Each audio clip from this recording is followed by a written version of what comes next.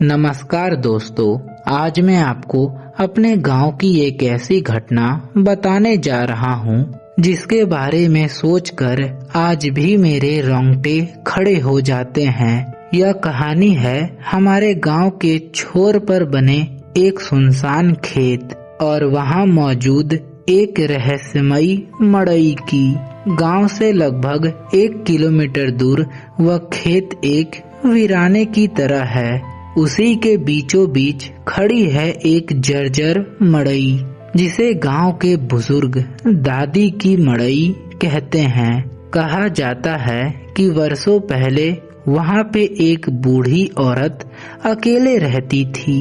वह गांव वाले के काम आती थी, लेकिन उसकी मौत एक रहस्यमयी तरीके से हो गई थी और गांव के लोग फुसफुसाते हैं कि औरत मर चुकी है, पर उसकी रूह आज भी वह मड़ई को छोड़कर नहीं गई है। मैं बचपन से यह किस्से को सुनता आया था, लेकिन मेरा तार्किक मन इन सब बातों को एक किस्सा मानता था। लेकिन 2 साल पहले एक ऐसी रात आई जिसने मेरा नजरिया हमेशा हमेशा के लिए बदल दिया। वह सावन की एक घनघोर काली रात थी। मैं और मेरा दोस्त राहुल खेतों के तरफ निकल गए थे। बातों के सिलसिले में हमें समय का पता नहीं चला। जब हमने घड़ी देखी तो रात के 10:30 बज चुके थे। चारों तरफ घना अंधेरा था और दूर दूर तक किसी के होने का नामो निशान नहीं था। तभी आसमान काला हो गया और बहुत जोरों से बारिश होना शुरू हो गई। भीगते हुए हम लोग काफी गीले हो चुके थे, तो हम लोगों को वह दादी का मड़ई दिखाई दिया। राहुल ने तभी मुझे हिम्मत दिखाते हुए कहा, यार यह सब एक गांव का डर है, चल मेरे साथ अंदर चल। और मैं हंसते हुए उसके साथ अंदर दाखिल हो गया। मड़ई में जैसे हम लोग कदम रखें, वैसे ही हम लोगों का स्वागत एक बहुत अजीब बदबू के साथ हुआ। छत से टपकते पानी की आवाज और वह मड़ई की हल्की हल्की सरसराहट और भी माहौल को डरावना बना रही थी। फिर हम लोग एक कोने में दुबक कर बैठ गए। तभी लगभग 10 मिनट के बाद मुझे लगा कि वह मड़ई के बाहर कोई चल रहा है। पत्थरों पर पड़ने वाली वह कदमों की आवाज बहुत भारी थी। मैंने सोचा कि शायद कोई जानवर होगा, लेकिन वह आवाज रुकने के वजह वह मड़ई के चारों तरफ चक्कर काटने लगी। राहुल का चेहरा डर के मारे पीला पड़ चुका था। फिर हम लोगों ने दबे पांव बाहर झांका, पर बाहर कोई नहीं था। लेकिन कदमों की आहट अब वह मड़ई के बहुत करीब आ चुकी थी। तभी बारिश के शोर के बीच में एक भारी और कांपती हुई आवाज सुनाई दी, बेटा बाहर मत आना। यह आवाज सुन के मेरे शरीर का एक एक रोंवा खड़ा हो गया और यहाँ तक राहुल के हाथ पैर ठंडे पड़ गए। तो हम लोगों ने सोचा कि शायद कोई गांव का लड़का हम लोगों के साथ मजाक कर रहा है। फिर तभी धड़ाम, किसी ने वह मड़ई के दरवाजे पर जोर से हाथ मारा। कौन है? राहुल चिल्लाया। सन्नाटा, फिर वही प्रहार, इस बार और भी तेज। फिर मैंने कांपती हुई नजरें दरवाजे के दरार पर टिका दी और वहाँ पे जो मुझे दिखा उसे मैं आज भी नहीं भूल पाया।